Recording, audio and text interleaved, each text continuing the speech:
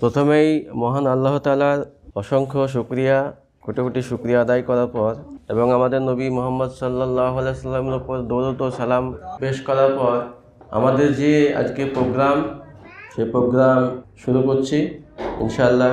তারপরে আমি সবার কাছে এই মর্মে ক্ষমা প্রার্থনা করছি যে আমাদের একটু দেরি হয়েছে, এই জন্যই যে শীতকাল, দ্বিতীয়ত হচ্ছে আমাদের যে ম্যাগাজিনটা প্রকাশ করার কথা আজকে, এটা পৌঁছাতে দেরি হয়েছে। তো দ্বিতীয়ত আমরা সময়ের মধ্যে সব শেষ করবো ইনশাআল্লাহ। সমস্ত প্রোগ্রাম যেভাবে শিডিউল করা আছে সেইভাবে হবে, শুধু টাইম ইন্টারভ্যালটা কমে যাবে। আমরা চেষ্টা করব শর্ট করে সমস্ত প্রোগ্রাম শেষ করার, যাতে আমাদের মধ্যেও বিরক্তি ভাব না আসে এবং অল্প সময়ের মধ্যে অনেক কিছু শেখা যায়। তো আজকে প্রথম যে প্রোগ্রামটা ছিল সেটা ছিল আমরা কেন এত অসুস্থ। আমরা বিভিন্ন ক্লাসের বিভিন্ন টপিক আলোচনার সময় বিভিন্ন অ্যাঙ্গেলে বিভিন্ন প্রাসঙ্গিকতায় চলে এসছে এই কথাগুলো, যার জন্য আমরা অনেকেই এখানে যারা বসে আছি জানি, কম বেশি জানি, তবু আমি একটু অন্যভাবে বলার চেষ্টা করব।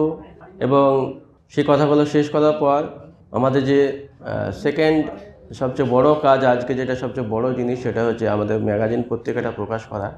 তো আমরা জানি যে 1816 খ্রিস্টাব্দে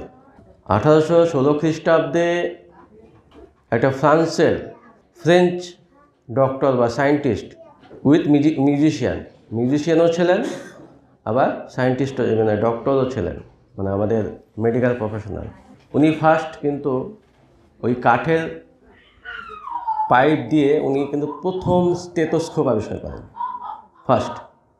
তখন কি হতো, ওই যে আমরা যেমন কাগজকে রোল করে দেখতে পাই বা শুনি, ওই রকম টাইপের বুকে বসিয়ে বা হাটের উপরে বসিয়ে ফুসফুসে বসিয়ে কি হচ্ছে না হচ্ছে, তখন সেটা সেভাবে ডাক্তারবাবুরা বুঝতেন। 1816 খ্রিস্টাব্দের কথা বলছি। আজ থেকে কত বছর আগে? প্রায় 200 বছর। তার আগে মানুষ কথা শুনে একটু হাত দিয়ে অসকালটেশন, মানে তোমার প্যালপেশন করে কথা শুনেই আমরা ডায়াগনোস করতাম, চিকিৎসা করতাম। এরপরে প্রায় 30 বছর পার হয়ে গেছে। মাঝে যে 30 বছর, 1849 সাল পর্যন্ত, এর মাঝে অনেকেই যারা ডক্টর ছিলেন দেশে বিদেশে গোটা বিশ্বে, তারা কি করতেন, ওই কাঠের ওই পাইপটাকে নিয়ে স্টেথোস্কোপ হিসেবে ইউজ করে ডায়াগনোস করতেন। তখন তো এই যে এখন যে হারে আমাদের MRI, CT scan, angiogram, ECG বা ল্যাবরেটরি ইনভেস্টিগেশন, রক্তের পরীক্ষা, প্রসবের পরীক্ষা, আদার্স অনেক রকম পরীক্ষা নিরীক্ষা হয়, তখন কি ছিল এত? কি মনে হয়? ছিল না। তো তখন সেই সময় ডক্টরদের জন্য ডায়াগনোসিস করার একমাত্র উপায় ছিল মানুষের মুখের কথা শোনা, সে কী বলছে, কী সমস্যা বলছে, সেগুলো শোনা এবং সেইগুলো সাপেক্ষে তার দেহের কোন অঙ্গে সমস্যা হচ্ছে সেটা বোঝা, এবং যদি মনে হয় তারপরে হয়তো ওই কান দিয়ে শোনা, ওই যে পাইপটা ছিল সেই পাইপ দিয়ে শোনা। তাতেই মানুষ সুস্থ হয়ে যেত। এবং সেটা ছিল সেই সময় মানুষের অসুখ বিসুখ কম ছিল। তো 1849 সালে, মানে ওই সময় ওই গোটা বিশ্বে ওই কাঠের টিউব ইউজ করে, স্টেথোস্কোপ ইউজ করে যদি কোনো গ্রেটেস্ট ডক্টর মানে ডায়াগনোসিসে ফার্স্ট হয়, তিনি ছিলেন উইলিয়াম অসলার। এবং তিনি ফার্স্ট, গোটা বিশ্বের ফার্স্ট এফসিপি এমআরসিপি ডক্টর। উনি নিজে 4টে বড় বড় মেডিকেল হসপিটাল খুলেছেন, ফাউন্ডেশন করেছেন এবং গ্রেটেস্ট ফিজিশিয়ান ছিলেন। তো সেই সময় উনি ওই কাঠের স্টেথোস্কোপ ইউজ করে উনি যত ডায়াগনোসিস করতেন, সেটা ছিল মানে অসম্ভব একটা দক্ষতার পরিচয় ছিল। তিনি আমি এতগুলো কথা বললাম এই জন্যই যে তাদের সংক্ষিপ্ত পরিচয় দেওয়ার জন্য। এই ডক্টর উইলিয়াম অসলার কি বলেছেন? উইলিয়াম অসলার বলেছেন যে একজন ফিজিশিয়ানের প্রথম দায়িত্ব হলো মানুষ যাতে অসুস্থ না হয় তার জন্য শিক্ষা দেওয়া।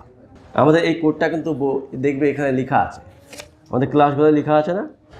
ডক্টর উইলিয়াম অসলার একটা বক্তব্য দিয়েছেন, কি বলা আছে, one of the first duties of a physician is two educate the public about not taking medicine.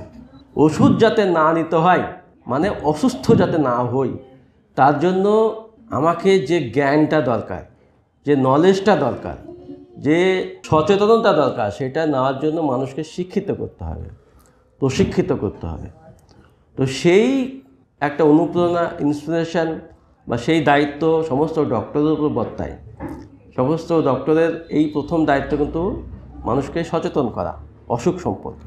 এটা হচ্ছে 1849 সালের কথা বলছি, যখন মানুষের এখন যেভাবে সমস্ত কাজ, প্রোগ্রাম, আমি এখানে বসে কি করছি সেটা কিন্তু মানে সেন্ট্রালি মনিটর হচ্ছে, মানে সব কিছু খুব টাইটলি সব কিছু মনিটর করা হচ্ছে, কানেকশান আছে সব কিছু অনলাইনের মাধ্যমে। এখন আপনি আপনার গ্রাম্য হসপিটালে কোন ওষুধটা নিচ্ছেন, কি অসুখে ভুগছেন, কবে কখন ভর্তি হয়েছেন, কোন বাচ্চাটা কোন হসপিটালে কখন ডেলিভারি হলো, কোন মায়ের মৃত্যু হলো, কোন বাচ্চাটা জন্মে শ্বাসকষ্ট হলো, সেই খবরটাও WHO-এর কাছে পৌঁছে যায়। এমনভাবে সিস্টেম ডেভেলপ করা আছে। এটা আমি স্বাস্থ্যক্ষেত্রে বললাম। মানে আমি অসুস্থ হলে তার জন্য যা যা ব্যবস্থা আমি নিচ্ছি বা যা যা চিকিৎসা নিচ্ছি সরকারিভাবে, সমস্ত খোঁজ খবর সেন্ট্রালিভাবে মনিটর করা হচ্ছে, জানছে, ইনফরমেশনগুলো যাচ্ছে, মানে সব হায়ারার্কি মেনটেন করে সব কিছু সিস্টেমটাকে কন্ট্রোল করা হচ্ছে এখন। কিন্তু 1849 সালে কি সেটা থাকা সম্ভব ছিল? তখন ছিল না। তখন বিচ্ছিন্নভাবে চিকিৎসা হতো, বিচ্ছিন্নভাবে মানুষ বিভিন্ন জায়গায় যেত, কে কোথায়। তখন মানুষ তো সেই গাড়ি, ট্রেন বা হেঁটে, সাইকেলে, গরু গাড়িতে কোনোভাবে মানুষ যাতায়াত করত, উঠে, ঘোড়াতে। সেই ছিল তখনকার যোগাযোগ ব্যবস্থা। সেই সময় এমন একটা আর্থসামাজিক অবস্থার পরিপ্রেক্ষিতে এই ডক্টর উইলিয়াম ওসলার কী বললেন, যখন মানুষের অসুখ ছিলই না বললেই চলে, যখন ডায়াবেটিস, হাইপারটেনশন বা হচ্ছে আপনার থাইরয়েড, এই যে ওবেসিটি বা বিভিন্ন নার্ভের যন্ত্রণা, চুল পড়ার সমস্যা, মেয়েদের তলপেটের সমস্যা, যতবিধ সমস্যা এখন দেখতে পাচ্ছি চারিপাশে আমরা, এগুলো ছিল না বা নগণ্য। তাদেরকে ডাটা কীভাবে অনুমান করতে পারে? তখন তো ডাটা ছিল না। WHO প্রতিষ্ঠাই পায় 1948 সালে। তাহলে 100 বছর আগে সেই সিস্টেমেটিক যে ডাটা প্রিজার্ভ করা, ডাটা বেস ম্যানেজমেন্ট করা, সেটা তো ছিল না। তো আমি অনুমান করব কীভাবে? একটা ছোট্ট অনুমান করা যেতে পারে। WHO ওয়েবসাইটের মধ্যে পাবেন 2000 সাল আর 2019 সাল, 20 সালের মধ্যে, মানে 2000 সালে নন কমিউনিকেবল ডিজিজের কীরকম প্রিভিলেন্স ছিল, কত মানুষ এফেক্টেড হয়েছে গোটা বিশ্বে, আর 2019 সালে কতটা হয়েছে, এটা ডাটা আমরা বলি। Between 2000 and 2019 the number of deaths caused by NCD মানে non communicable disease. Non communicable disease মানে যেগুলো হচ্ছে এই যে pressure, sugar, thyroid, obesity, weight gain করা, তারপরে মাইগ্রেন, মানে আদার্স যা সমস্যা হয় সেইগুলো। তো এই সমস্যাগুলা কি বলছে, NCDs increased by more than 1/3। মানে আগে যদি কোনো অসুখের সংখ্যা যদি 60টা হতো, সেটা এখন 100টা হয়েছে। মানে increased by more than 1/3 from 31 million lives lost to 41 million lives lost। মানে মৃত্যু সংখ্যা এই NCD থেকে almost 3 of every 4 deaths worldwide.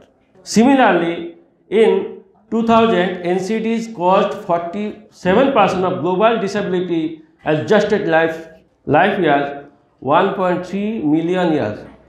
By 2019, NCDs caused 63%। মানে যেটা বলতে চাইছি, আগে ছিল 47%, সেটা বেড়ে হয়েছে 63%। এটা 20 বছরের ব্যবধানে।